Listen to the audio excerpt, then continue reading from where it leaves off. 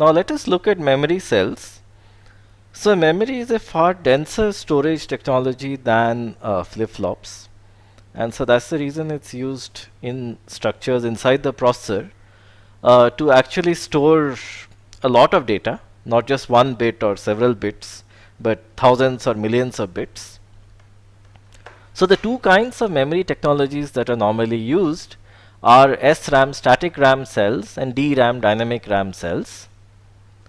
So an SRAM cell works like this, that so what is the main philosophy here? The main philosophy is that we want to reduce the number of transistors that are required to store a single bit, because we'll be saving millions of bits, possibly billions of bits. So that's the reason we need to keep the number of transistors as low as possible, and we also want to provide a memory technology that is as fast as possible. So what we do is that to reduce the number of transistors, instead of using cross-coupled NAND gates as was the case in flip-flops, right, we use a cross-coupled pair of inverters which does the same thing, but we need some additional circuitry, as we shall see. So in this case, this is an example of a cross-coupled pair of inverters where the output of one inverter is connected to the input of the other, and similarly the output of the lower inverter is connected to the input of the upper inverter. So let's say value X is stored here, then the complement of X is stored on the other side. So this structure by itself is potent enough to store the value of one bit. And how many transistors does this require? So if you would recall, the structure of an inverter was that it required two transistors, a PMOS transistor and an NMOS transistor.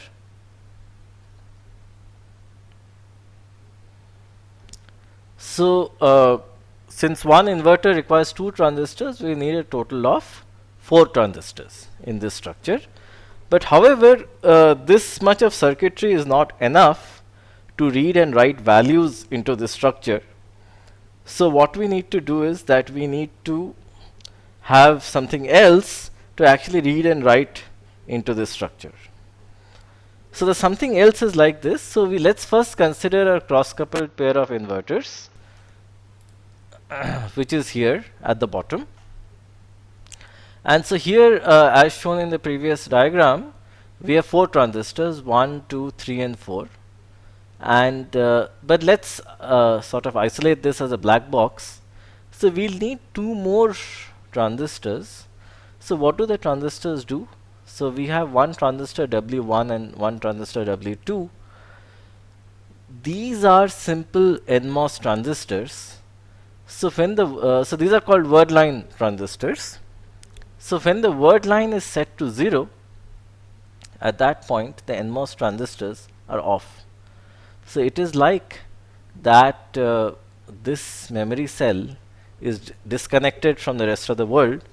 So it is not possible to read its values, neither is it possible to write its values.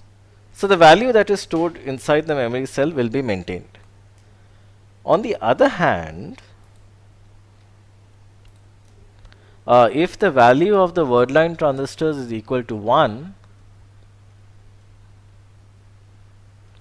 then this transistor is on, so this line gets connected, and pretty much what we see is that this 4 transistor cell is connected to the outside world and is possible to both read and write its values.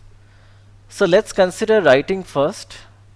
So since we have 2 inverters, whatever value is saved here, the complement of the value will be saved on the other side. So it's a symmetric structure. So one copper line connected to one side is called a bit line, and the other one is also a bit line, but it stores the complement of the value. So both of these copper wires are called bit lines. So one stores the value and the other stores the complement of the value stored inside the cell. So if we want to write, let's say 1 into the cell, we set this bit line to a logical 1, which is the supply voltage, and we set this bit line to a logical 0, which is ground. So in this case, if the voltage drivers are strong enough, then the 4 transistor cross coupled pair of inverters will be programmed such that the value saved over here is 1 and the value saved at this point, which is also the same as the value stored in these points, right, is 0, right, and here it is 1.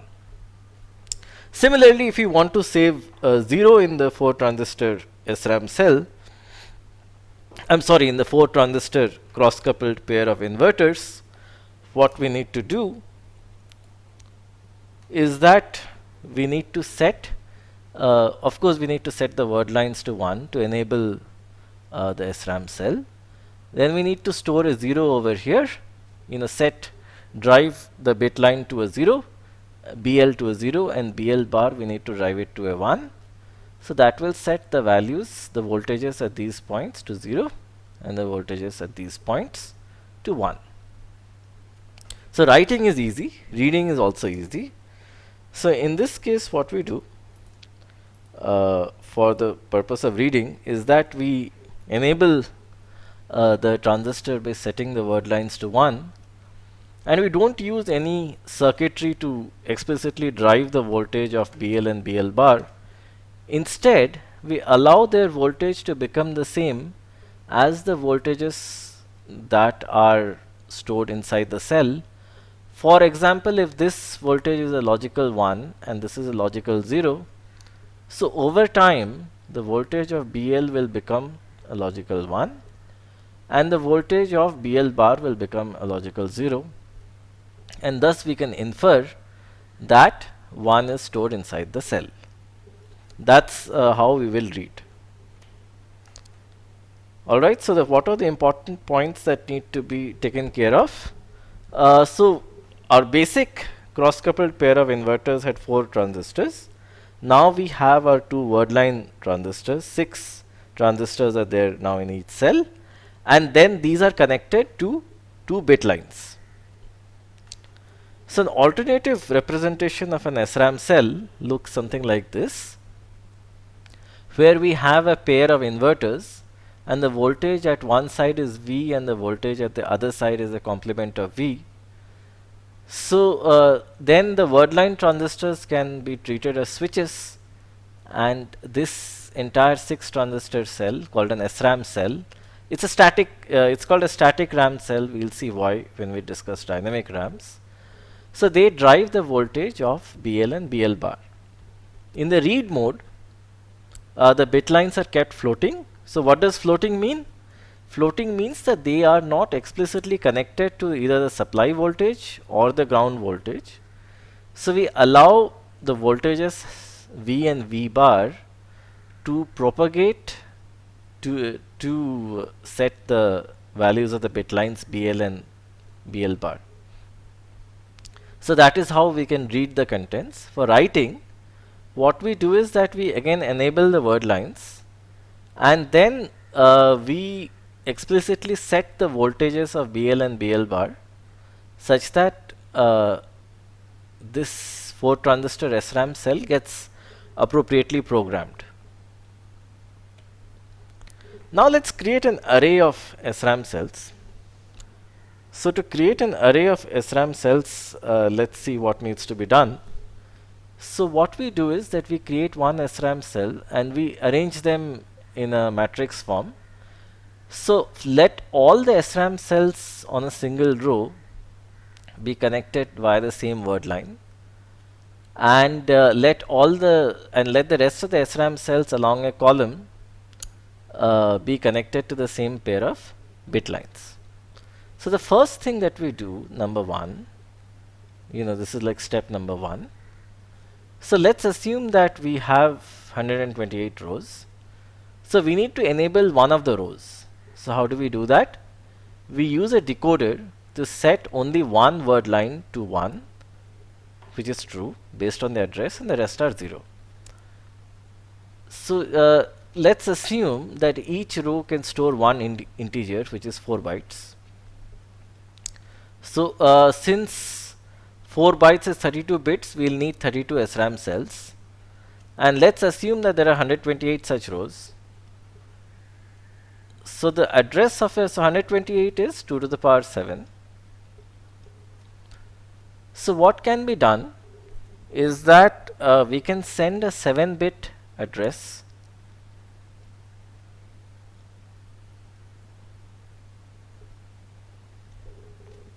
the 7-bit address can be used in the decoder to set one of the word lines to 1 and the rest will remain 0. So let us assume that this word line gets set to 1, which means that this entire row gets enabled and the rest of the SRAM cells in the other rows are disabled. So now what we do is that this particular row, after it is enabled, so mind you, only one row can be enabled at a time. So after doing that, all the SRAM cells are enabled and they will be setting the values of BL and BL bar. Subsequently, what we can do is either we can consider the values in all the SRAM cells, or let's say we want to read only 2 bytes. If we want to use 2 bytes, we can use a pair of multiplexers such that for this example, if 4 bytes are coming in, we can choose the 2 bytes that we need to read. And then this can go out, and same is the case for writing as well. If we want to write to 2 bytes, then we will have driver circuits that can help us that can essentially help us set the voltages as we shall see of BL and BL bar, and then the multiplexer circuit over here will enable certain SRAM cells such that we can read or write them. For example, if we just want to enable this and this, then the multiplexer will only ensure that the outputs of these cells actually flow out of it. So how do we operate an array of SRAM cells? So an array of SRAM cells will have 2 modes, a write mode and a read mode. In the write mode, we'll use a driver circuit to set the values of the pair of bit lines BL and BL bar. Simultaneously, we need to enable the word line from the decoder. The values in BL and BL bar will get transferred to the SRAM cell, thus affecting a write. In the case of a read, what we need to do is the first step, disconnect the bit lines from the supply voltage and from ground using transistors. So basically what we can do is we can have a circuit of this type where this is the supply voltage, right? This is VCC, the supply voltage, and we'll have a transistor. So here if we set the gate voltage of the transistor to 0, essentially this line is disconnected from the supply voltage. So we say that it is floating, right? If a certain copper wire is disconnected from supply as well as the ground, we say that the wire is floating. Then we enable the word line. Once we enable the word line, right, so there are a pair of bit lines. Then there is the SRAM cell here in the middle, and then there is a word line. So once we enable the word line, the SRAM cell gets enabled, and the values of BL and BL bar get set to logical 1 and 0 depending upon the value stored in the SRAM cell.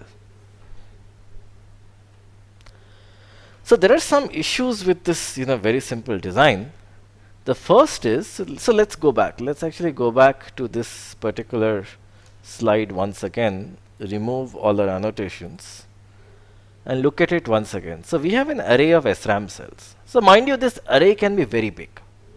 So the array can have literally thousands of rows. So if you want me to give a typical example, so let's assume that I have a 256 kilobyte SRAM array. So 1 kilobyte is 2 to the power 10 and 256 is 2 to the power 8.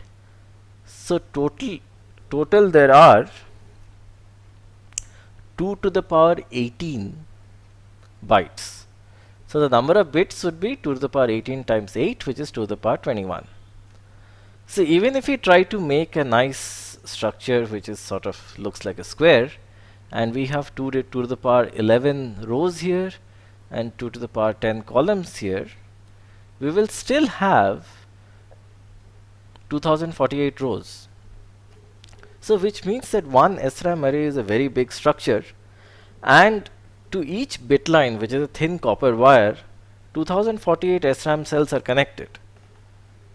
If that is the case, this long wire will have a lot of resistance as well as capacitance, and the RC delays, so if you recall what you were taught in first year, if a wire is very long and a wire is connected to a lot of other elements, its resistance and capacitance will be high.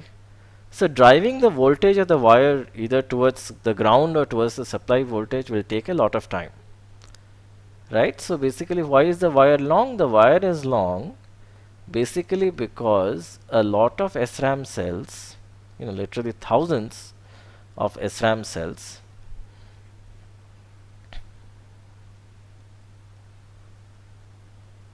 are connected to it. So this will make the SRAM very, very slow, and the question is, can we do something better? We definitely can do something better, but let's start with this idea. So let us do one thing. Let's consider the simple SRAM cell, which has 6 transistors, which is connected to two very, very long bit lines. They are called BL and BL bar. So, and it takes a long time to charge both of these bit lines to either 0 or 1. So let's do one thing. Let us pre-charge both the bit lines to, let's say, 0.5 volts, where the assumption is that a logical 1 is 1 volt, using very, very strong pre-charge driver circuits. So what we do is that before we begin reading, so mind you, reading is slow, writing is not slow. The reason writing is not slow because we can connect very strong, write driver circuits to the BL and BL bar bit lines, right? So D is for a driver, such that you can quickly drive them to a logical 0 or logical 1. But that is not the case when you are reading. The reason that is not the case when you are reading is because this small little SRAM cell has to drive the voltages of the bit lines to either 0 or 1. So what we do is that before we start to read, we have these pre-charge circuits, right? P is for pre-charging, which are connected to the BL and BL bar lines, and we quickly drive them up to 0.5 volts. Where the assumption is that a logical 1 is 1 volt. So we drive them to the midpoint. Once the voltage has reached 0.5 volts, then using a transistor, by programming a transistor, we disconnect both of these pre-charge circuits, and the lines are now floating, and we enable the word line. So what will happen is that, so initially t equal to 0, the voltage at both the bit lines is 0.5 volts. Subsequently, one of the bit lines will move towards 0 volt. So let's assume that this bit line is moving towards 0 volts, and the other bit line will move towards 1 volt. So now the question is that if we know that ultimately one bit line will reach 1 volt and the other one will ultimately reach 0 volts, the moment we have made this determination, we don't really have to wait for the bit line to reach 1 volt and the other one to reach 0 volts, right? So it is similar to the fact that assume a student is not doing well, and a course has, let's say, 5 exams, and after the first 2 exams the student has found out that there is no hope of passing the course. It is not necessary for the student to sort of wait till all the 5 exams are over, right? The student can at that point withdraw from the course. So it's similar, like in a game of chess, you actually don't wait for the king to be killed.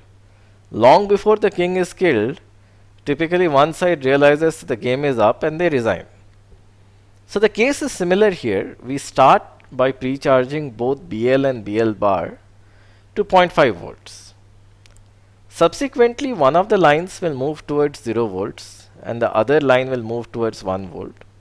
So let us monitor the difference in voltages between the bit lines, right? So let's have a simple circuit over here whose only job is to subtract the voltages of VBL and VBL bar, right? So we are monitoring the difference.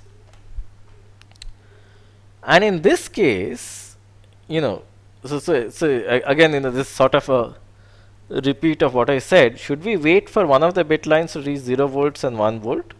The answer is no. So this is what we do. Let's monitor the difference delta, which is voltage of BL minus voltage of BL bar. So there can be a little bit of electrical noise in the system. Why is this the case? You would have typically seen that if you turn on some electrical appliance like a microwave oven or a washing machine, there is a little bit of noise in your phone. So that is basically because a little bit of inductance happening. So it's possible that inside an SRAM also we have a little bit of electrical noise.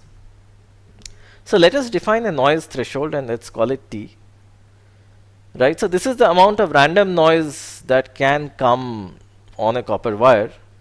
So the moment the absolute value of the difference in voltages is beyond that noise threshold, which means that this is a real difference, it's not a random difference, we can declare the result.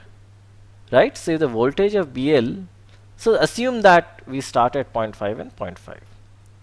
After, let's say, 1 nanosecond, let's say that the voltage of BL becomes 0.6 volts and voltage of BL bar becomes 0.4 volts. So at this point, we'll be very, very sure that 0.6 will ultimately go till 1. Similarly, at this point, we'll be very, very sure that 0.4 will ultimately go till 1. So it's also the same as declaring the results of an election, right? So let's assume that there are two candidates and one candidate is just racing ahead. So see, at the beginning, we'll not be able to say because the candidates might be going neck and neck and there might be some noise in the counting process. So maybe, the votes for one candidate are sort of disproportionately mixed up. But gradually, as the time passes, clearly one candidate will emerge to be the winner. And once we are sure, we can pretty much declare one candidate as the winner and in a sense not wait for all the votes to be counted. So it's very similar over here. So let's assume that the amount of noise that the system will introduce is very small. So maybe from 0.5 when it reaches 0.6 and the other one reaches 0.4, we can be sure that in this case BL will reach logical 1 ultimately. We don't have to wait. And BL bar will reach, oh, I'm sorry, this should be logical 0. Yeah, this should be logical 0. It'll reach 0 volts ultimately. We don't have to wait. So what we can do is that at this very point, at 1 nanosecond, we can declare the result. So this is a very, very fast way. And it's a very standard approach in hardware, where what we do is that we, instead of waiting for the bit lines, one bit line to get fully discharged and one bit line to get fully charged, we monitor the difference. Once we are sure, we declare the result. In this case, if the difference is positive, we infer a logical 1. Otherwise, we infer a logical 0. This is a very, very fast method of reading, because assume that for one line to reach logical 1 and the other to reach logical 0, it would have taken like 20 nanoseconds. In this case, in 1 nanosecond, we have the result. So what does an array of SRAM cells now look like? We have our previous diagram. The only additions are as follows. So we have a set of pre-charge drivers, as you can see on the top. So what these pre-charge drivers do is that they help in pre-charging the bit lines before a read. Subsequently, after the column multiplexer, so let me just repeat, what a column multiplexer does is that it helps you choose a subset of columns that you want to read or write, because typically if the array is very large, we don't want the array to be like one long strip. We want it to be nicely organized as a square for certain circuit design considerations. So that makes it necessary to choose a subset of SRAM cells within each row, right? A subset of columns within each row. So that's the reason we have a multiplexer over here. And this is connected, so the pair of bit lines comes out So for the case of a write, we can use these write drivers, which are very powerful circuits, to set the values of the bit lines to 0 or 1. For the case of a read, we have this simple circuit called a sense amplifier. So the role of the sense amplifier is basically to monitor the difference between the voltage of the one bit line minus the voltage of the other bit line. So it just monitors the difference. Once the difference increases an acceptable threshold, it declares the result either a logical 0 or a logical 1. So what are the only additions in this most important circuit? Well, we started out with an array of SRAM cells and a decoder to choose the right row by enabling the word line. We also had the column multiplexer demultiplexer to basically choose a set of columns. The additions are the set of precharge drivers that help precharge the two bit lines, a set of write drivers in this diagram to basically set the voltages of the bit lines, and some very specialized circuits called sense amplifiers that help monitor the difference in voltages between the bit lines such that we can declare a logical 0 or a logical 1, depending upon which way the difference is going. Now let's consider a DRAM cell which is even smaller than an SRAM cell. So smaller is the cell, more compact it is. So for the same area, more cells can be packed, so the memory can be more dense. But also smaller is the cell, the lesser is its power to actually drive the bit line to a 0 or 1. So in a sense it's also slower. So that also needs to be kept in mind, that latches and flip-flops are very fast because there are more transistors, and as a result it is easier for them to program them. You don't have bit lines. SRAMs are still fast enough, but DRAMs are slow, and we shall see why. So the reason for this is that instead of having a cross-coupled pair of inverters, the main circuit in a DRAM is a capacitor. So charge is stored across the capacitor. So if the voltage across the capacitor is close to the supply voltage, we can infer a logical 1. But if the voltage across the capacitor is 0, which means at this point here is close to a logical 0, the potential is close to 0 volts, we can infer a logical 0. So that's the only structure. There is no cross-coupled pair of inverters. So we shall see that there is, there are good aspects to this and there are bad aspects to this. But this is pretty much the only structure inside the DRAM cell, a single capacitor. And the way that we control access to it is that we have a single transistor here, which is controlled by the word line. So the word line is set to 1. We can assume that the switch is connected and the capacitor is directly connected to the bit line. And here also there is a single bit line. Instead of two bit lines, there is a single bit line. So we infer the value of the voltage stored across the capacitor by taking a look at the voltage of the bit line. Also for writing, what is done is that when we write, we connect a driver circuit to the bit line. Right, the connection is again done with the help of a transistor switch, and the driver circuit can do one of two things. So if it pumps in charge into the capacitor and its potential increases, then we are trying to write a logical 1. Otherwise, if it drains out charge from the capacitor, then we are writing a logical 0.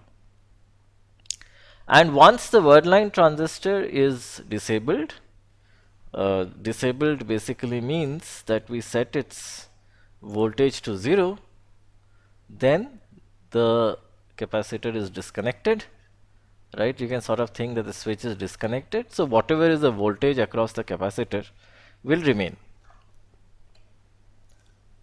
So now let's consider an array of DRAM cells. So this is very similar to an array of SRAM cells as we had seen. There is a single bit line. Right, so that's one difference. In an SRAM array, there were two bit lines. Here is a single bit line. For writing, we enable the word line and charge the bit line with a driver circuit, and then the bit line transfers the charge to the capacitor. For reading, we do something very similar to what we had done in the case of SRAMs. We pre-charge the bit line to 0.5 volts. So here again the assumption is that a logical 0 is 0 volts. So which this assumption is most of the time correct actually. Nowadays most of the supply voltages are close to 1 volt. So we pre-charge the bit line to half of the supply voltage, which in this case is 0.5 volts. We enable the word line and we monitor the difference of the voltage with respect to 0.5 volts. So basically, if this is the bit line, so we have a simple, oh, I'm sorry, I shouldn't have added the BL bar. Just a bad habit from the SRAM days. 1 second. Yeah. So if this is the bit line, we will have a sense amplifier, which is essentially a comparator, and the other signal that is going into it is a fixed signal, in this case of 0.5 volts. So we essentially monitor the difference, and the idea is the same. Once the difference exceeds a threshold, we declare the result, whether it's a logical 0 or a logical 1. And what is the threshold? The threshold is expected to be a small value of the order of several millivolts. So that will be the amount of noise that is introduced in the wire because of external electromagnetic fields. That's all. So that's the only difference, that instead of comparing BL and BL bar, we compare a single bit line with another fixed voltage, which is 0.5 volts, and we see whether the voltage is going up, shooting above 0.5 or going below, and based on the direction we infer the value stored in the DRAM cell. So there's a problem. So basically, we initially had a cross-coupled pair of NAND gates. So in a flip-flop, if you would recall, in a flip-flop, we had a cross-coupled pair of NAND gates. So since there were more transistors, it was possible to drive in more current. There were more paths from the ground and VCC. And also, it was easier to program these devices. In comparison, an SRAM cell is a cross-coupled pair of inverters, and you have bit lines and so on, which make it slow. And even slower are DRAM cells, which have a single capacitor. But there is a problem with it. So the problem is that after every read operation, so let's assume that the capacitor throws a logical 1, we lose some charge from the capacitor. So this means, and also, right, so this should be, we lose some charge definitely. So the charge is shared between the capacitor and the bit line, and on a regular basis, charge from the capacitor leaks out, right, on a regular basis. Hence, it is necessary to, so what will happen? So what will happen is that, let's say at t equal to 0, if we store, let's say, time equal to 0, we store 1 volt across the capacitor. What will happen is that maybe at t equals 2 nanoseconds, a little bit of, see, no dielectric is perfect. So you would hope that, between the two parallel plates of a capacitor, there is no leakage. But there is always some amount of leakage via the capacitor, little bit of current. And even the transistor, when it is turned off, there is still a little bit of leakage, so a little bit of current that flows out. So maybe after t equals 2 nanoseconds, the voltage can be 0.8 volts. And maybe after like 20 nanoseconds or 50 nanoseconds or 1 microsecond, you will find that the entire voltage across the capacitor has disappeared. So this will cause an error. That's the reason it is necessary to periodically read each and every DRAM cell and read the data back, and write the same data back. For example, if we write 1 to a DRAM cell, and let's say that after 50 nanoseconds we read it, and find that the voltage across the capacitor is 0.7 volts. That is fine, we can still infer a logical 1, but we will also be aware that the voltage has decreased. So what we will do is we'll write a logical 1 back again, and in this case the voltage across the capacitor will again become 1 volt. So this sort of periodically compensates for the charge that is leaking out of a capacitor, because dielectrics are not perfect. And also if there's a read operation, then basically the charge will get shared between the long bit line and the capacitor, right? And since the charge gets shared, the voltage across the capacitor will decrease. So that's the reason it is necessary that after every read, we need to write the data that we read back again, and also periodically we need to read each and every DRAM cell and write the same data back.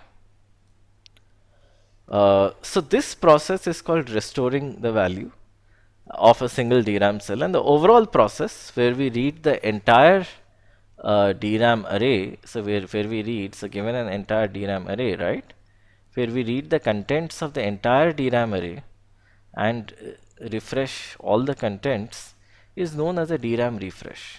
It's known as the DRAM refresh cycle, where all the contents are read and again they are written back, right? So it's not that we read all of it and then write it back. We read, let's say, 1 byte and then we write back that same byte, or we read 64 bytes and we write back the same 64 bytes. So it's definitely not done at the entire array level at one go, but the aim is that periodically we read some lines and then again write them back to sort of restore their voltages across the capacitors to the maximum levels, to the highest levels.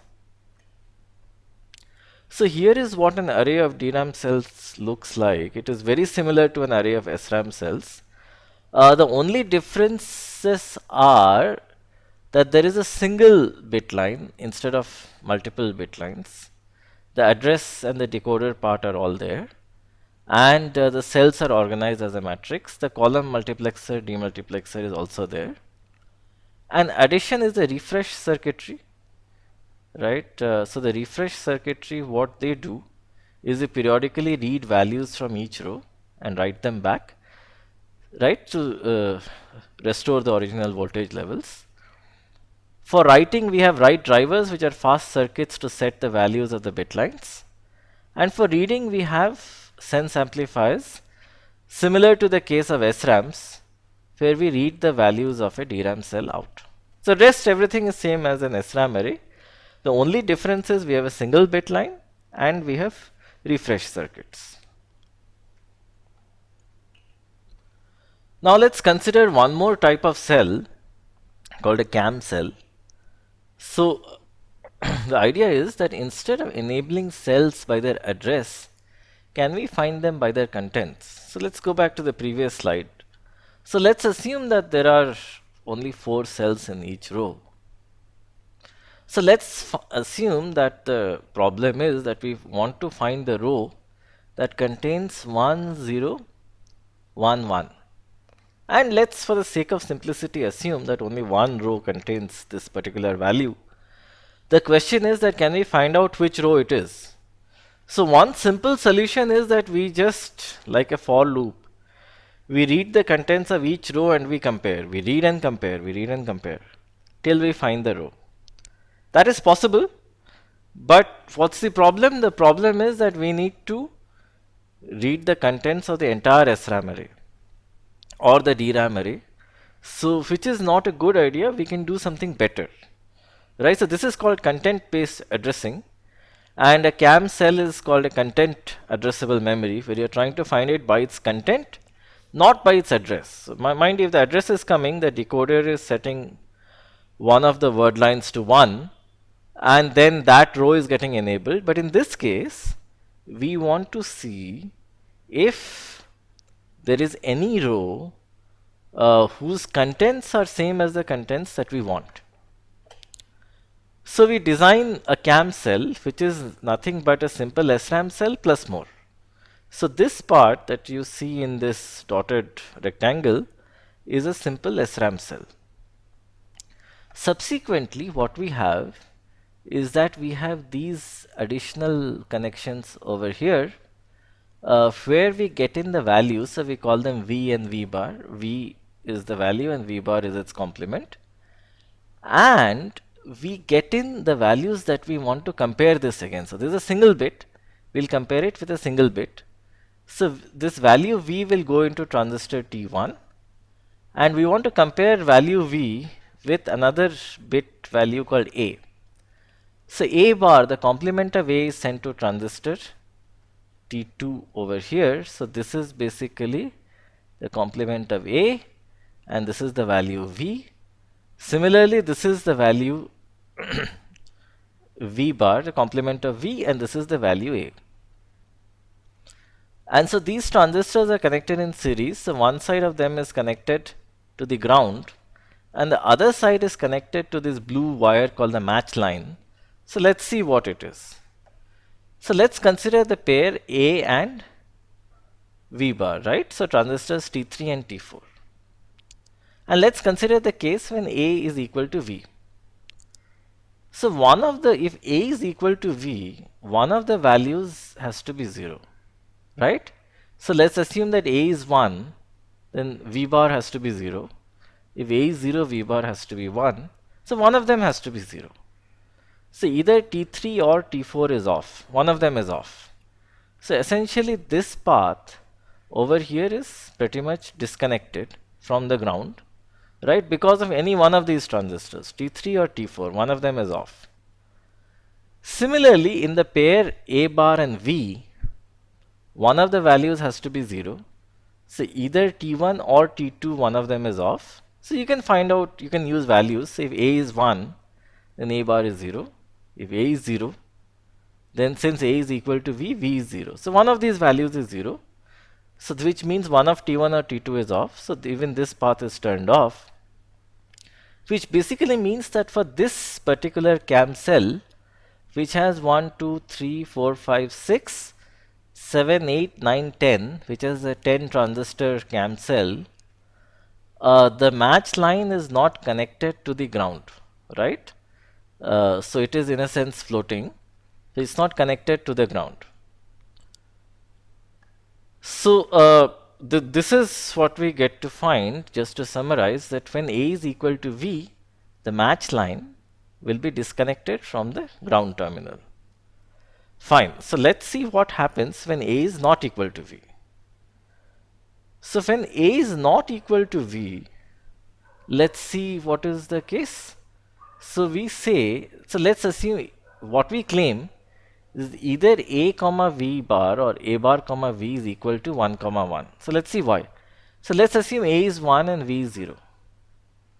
So in this case, A is 1 and V complement is 1. So this pair is equal to 1 and 1. Assume that A is 0 and V is 1.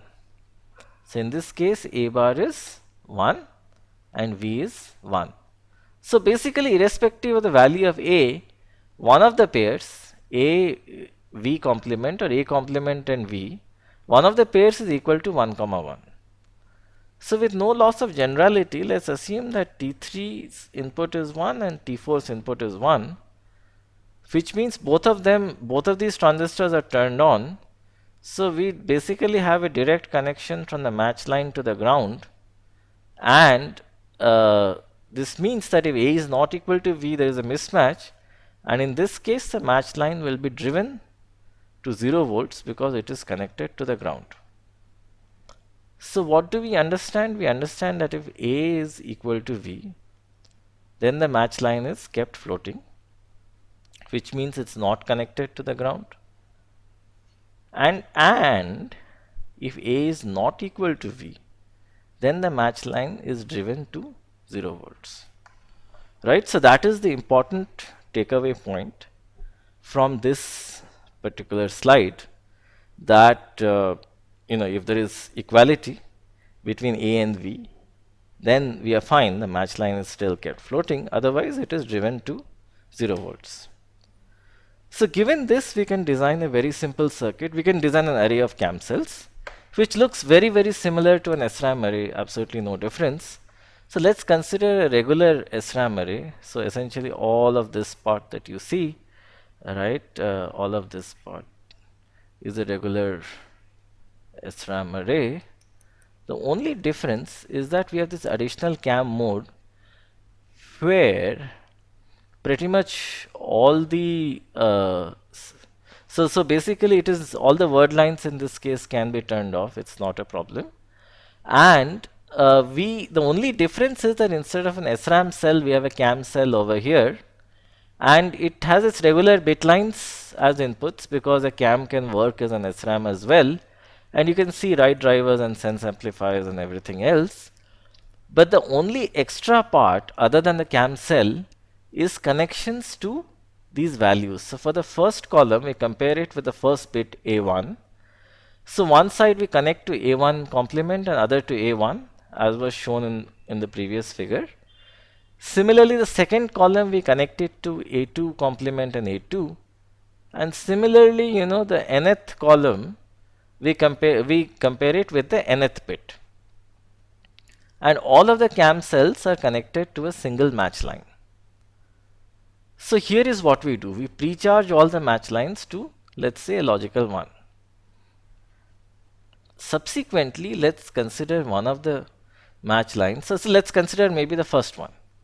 So let's assume in this case, there is an inequality in the sense the value stored in the cam cell is not equal to A2. So what do we know from the previous slide? When it's not equal to, the match line is driven to 0 volts. So immediately the value on the match line will be 0. So what did we do? We pre-charge all of them to 1. Then we disconnected the pre-charging circuit and we started comparing. So whenever there is a mismatch even in a single bit, all of these match lines will get driven to 0 volts. But let's assume for this row, all the bits match, right? There's a complete 100% match.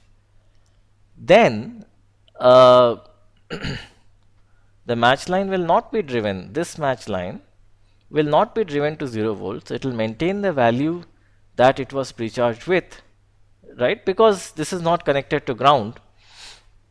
So it will maintain the value that it was pre-charged with, which was a logical 1, right?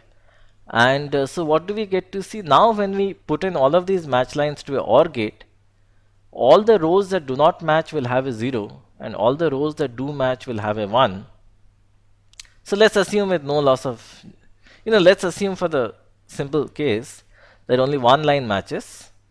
So what we will see is that, okay, let's first assume that one line matches.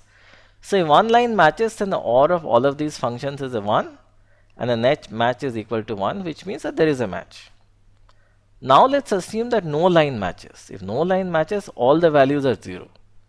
If all the values are 0, the OR gate at this point will compute a 0. So what we can pretty much do is that by ORing all the match lines, we can find out if we found a match in the cam array or not. Subsequently, what we can do is we can use an encoder to find the ID of the row that matched. So if you recall what is an encoder, so in an encoder pretty much it takes 2 to the power n inputs, where one of the inputs is 1, the rest are 0. Subsequently, you have an n-bit output which gives the ID of the input that matched. This is exactly what we need over here, that we can use an encoder to find out. So for example, if this is the second one, then the output will pretty much be 0, 0, 0, 1. Right? So where the first line we are assuming is all zeros. So this is a match in the second row. It will be 0, 0, 0, 1. Now assume that multiple rows match. So we can always have some sort of a priority scheme of choosing one row over the other and use a priority encoder. So that is relatively straightforward, but if you want to do further reading, you can take a look at the term called the priority encoder on Google, and you will see a circuit where if there are multiple match lines that are true, then how do you choose one over the other, right? But in a simple case, if we assume that there is a single match, then the encoder will tell you the ID of the row that matched. Alright, so this finishes the end of this chapter, a very short, quick 3-hour lecture on digital logic. So what did we cover? We covered basics of of transistors. So maybe I can write down. We covered basics of transistors. We looked at logic gates and or logic gates. So you'll find something called Carnot maps in the book. So I have not covered that, but that you'll find in the book.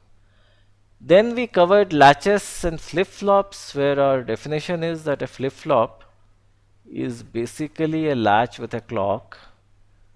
And then we looked at memory cells, right? And in memory cells, we looked at three kinds of cells.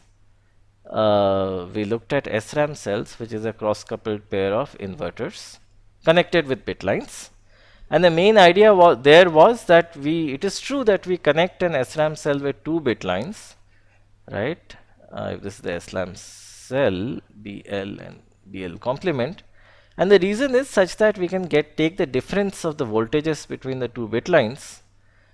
The advantage of taking the difference is that we don't have to wait till a bit line goes till logical 0 or 1.